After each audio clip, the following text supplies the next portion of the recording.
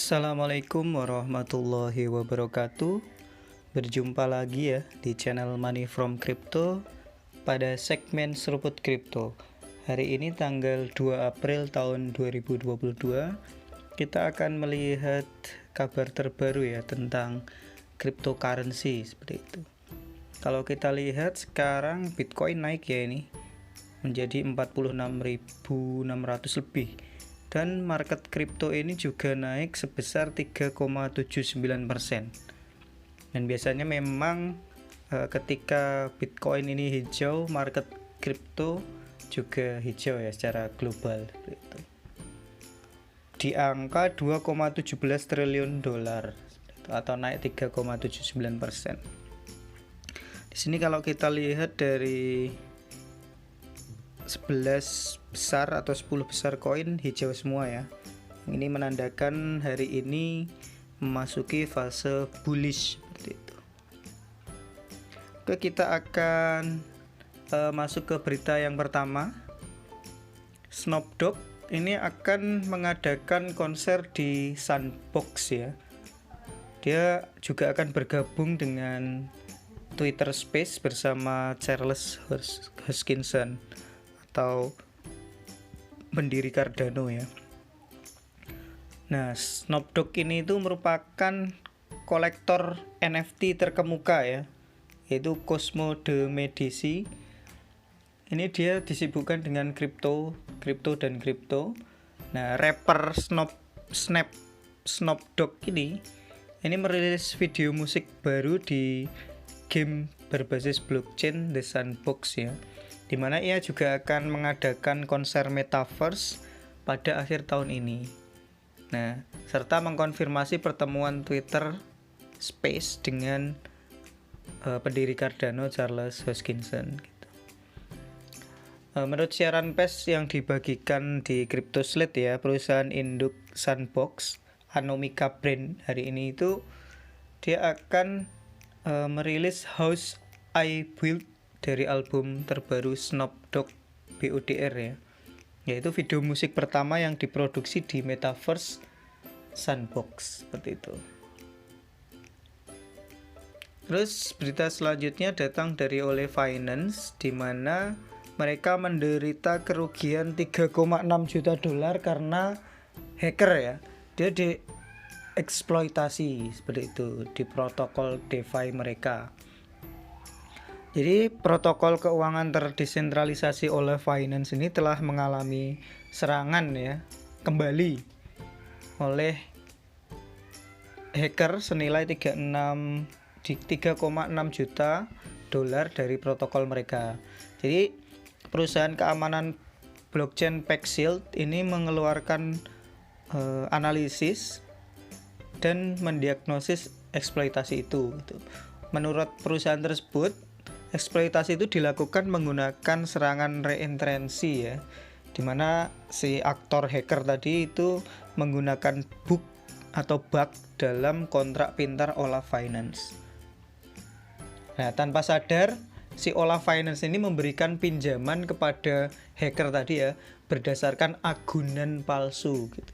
Jadi pelaku itu menarik dana dengan Tornado Cash, di mana Tornado Cash ini merupakan protokol anonimitas yang memungkinkan pengguna melakukan transfer tanpa jejak gitu. Jadi setelah dana dari Tornado Cash ditransfer ke jaringan Fuse, tempat Ola Finance beroperasi, nah agunan palsu nanti itu dibuat seperti itu. Terus kabar selanjutnya datang dari Indonesia ya. Indonesia akan mengenakan pajak penghasilan 0,1% untuk transaksi kripto seperti itu. Jadi seorang pejabat Indonesia ya mengatakan pada hari Jumat atau kemarin ya, bahwa negara Indonesia itu berencana untuk mengenakan tarif pajak tertentu untuk transaksi kripto.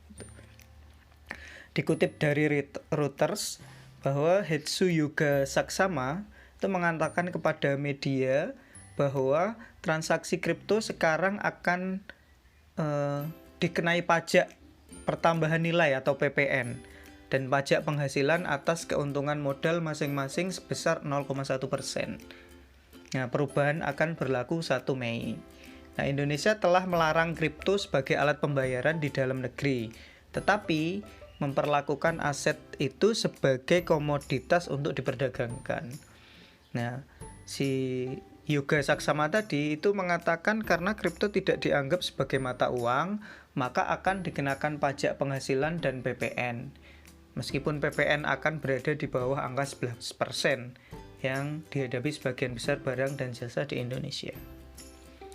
Nah, peraturan tertulis untuk pajak masih dalam pengerjaan menurut komentar si Saksama tadi, tapi undang-undang pajak yang disahkan tahun lalu memberdayakan pemerintah untuk mengenakan pajak pada aset kripto. Selanjutnya datang dari Bitcoin ya. Jadi total Bitcoin di dunia ini adalah 21 juta koin, yang ditambang sudah 19 juta. Jadi tinggal 2 juta Bitcoin yang tersisa untuk ditambang seperti itu. Tingkat di mana Bitcoin baru dapat ditambang itu melambat dari waktu ke waktu ya. Dengan Bitcoin terakhir ditetapkan untuk ditambang itu pada tahun 2140 ya. Masih sekitar 120 tahun lagi selesai Bitcoin itu ditambang. Nah, pencapaian tonggak sejarah ini telah terjadi beberapa hari sebelum Bitcoin Miami ya, di mana itu merupakan konferensi Bitcoin terbesar di dunia yang terjadi minggu depan gitu. Kita akan nantikan apakah dominasi Bitcoin ini yang sudah mencaplok pangsa pasar emas itu akan berlanjut. Kita akan lihat. Kabar selanjutnya datang dari senator Amerika ya, yang ternyata dia itu memiliki Bitcoin gitu. Sebagai pembuat kebijakan dia harus memiliki Bitcoin untuk mempelajari. Wah, ini sekaligus hold ya, mempelajari sekaligus hold ini jangan-jangan. Nah, dia mengibaratkan dia itu punya sapi dan sapinya itu adalah komoditas gitu ya. Nah, Bitcoin adalah komoditas. Nah, katanya dalam sebuah wawancara di Meet the Press Report ya.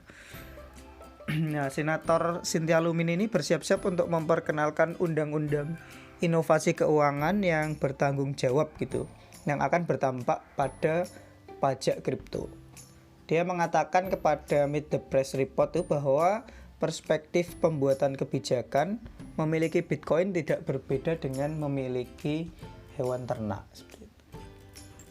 Selanjutnya, kabar terbaru datang dari SEC yang menolak aplikasi ETF Bitcoin dari SpotArk gitu ya. Jadi ETF itu kalau kalian belum tahu ya, istilah ETF di dalam dunia keuangan itu merupakan reksadana berbentuk kontrak investasi kolektif ya, yang unit penyetaraannya diperdagangkan di bursa efek ya, semacam reksadana gitulah kalau ETF itu. Jadi kalau Bitcoin ETF berarti reksadana dengan backup Bitcoin seperti itu.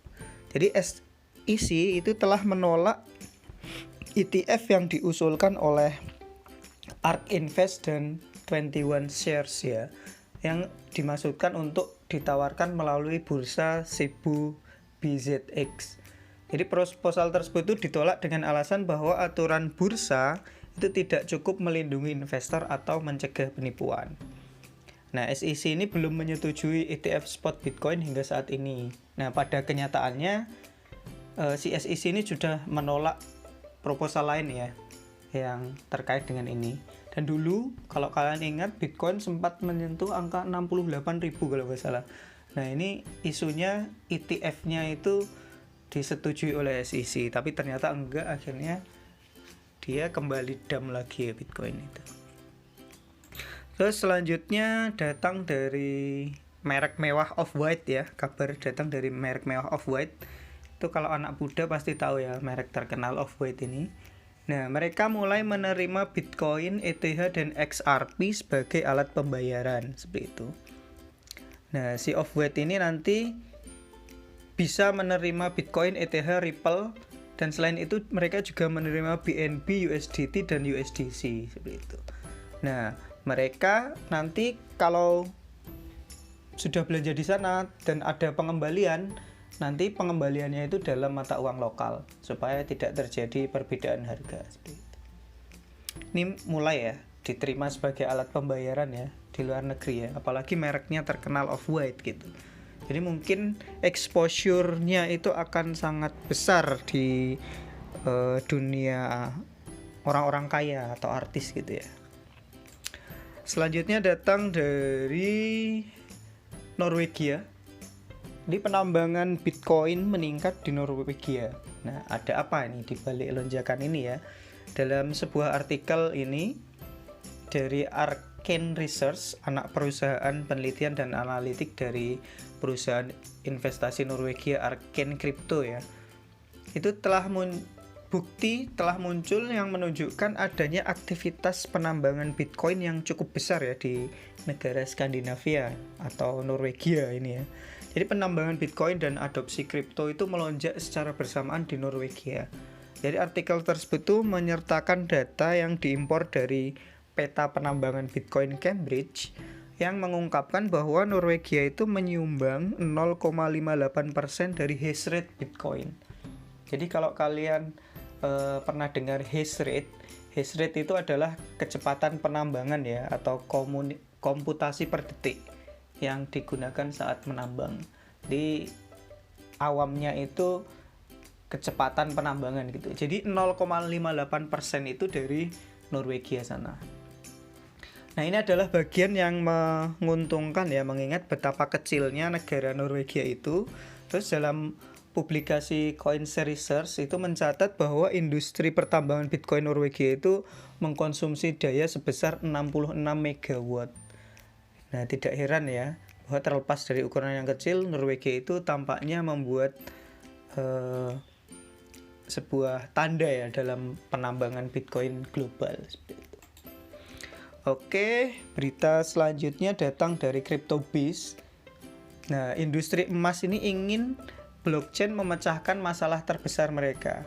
Jadi industri emas itu punya masalah untuk memanajemen rantai pasokan dan pencegahan penipuan ya untuk emas batangan itu.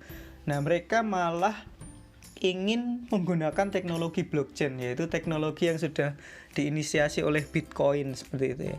Nah, ini ironi juga, mengingat emas itu kan sebetulnya Bitcoin itu kan emas digital seperti itu.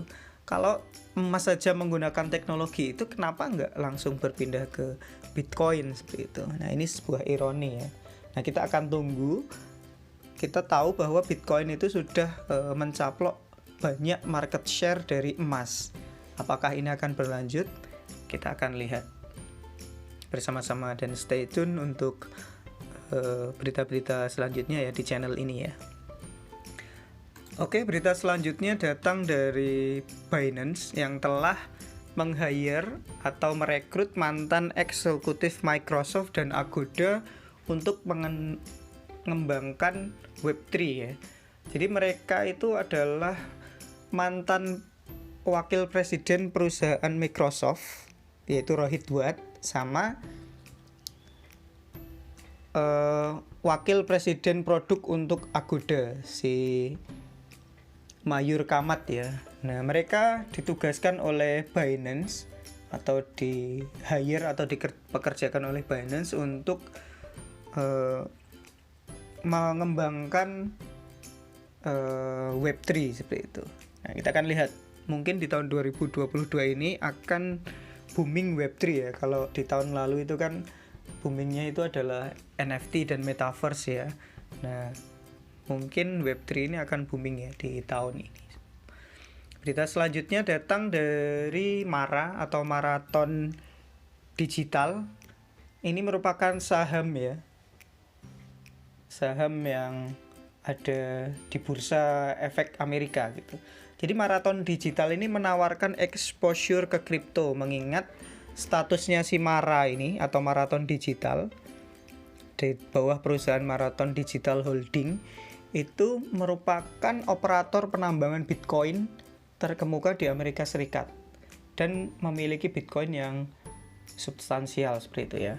Jadi pendapatan MARA di masa depan ini akan didorong oleh tingkat hash perusahaan tingkat hash jaringan dan harga Bitcoin seperti itu. Kita akan lihat. Kalian mau beli sahamnya Mara? Silahkan, kayaknya di peluang ada deh. Selanjutnya berita terakhir datang dari senator Amerika Elizabeth Warren ya. Itu mengatakan dia pikir waktunya bagi Amerika Serikat untuk membuat CBDC atau Central Bank Digital Currency atau mata uang digital bank sentral gitu ya, untuk membersamai mata uang fiat seperti itu. Nah, si senator ini mengatakan bahwa dia berpikir sudah waktunya AS untuk membuat mata uang digital bank sentral ya, yaitu bentuk virtual dari mata uang fiat sebuah negara. Nah, ini apakah ini akan terjadi? Kita akan lihat. Kalau itu betul-betul terjadi, wah, Bitcoin mungkin akan pump tinggi seperti itu. Sekian berita dari Money from Crypto. Stay tune di channel ini. Silahkan kalian share, kalian like jika suka, dan komen di bawah jika kalian ingin request tentang apa yang akan kita bahas selanjutnya. Sekian dari kami. Assalamualaikum warahmatullahi wabarakatuh.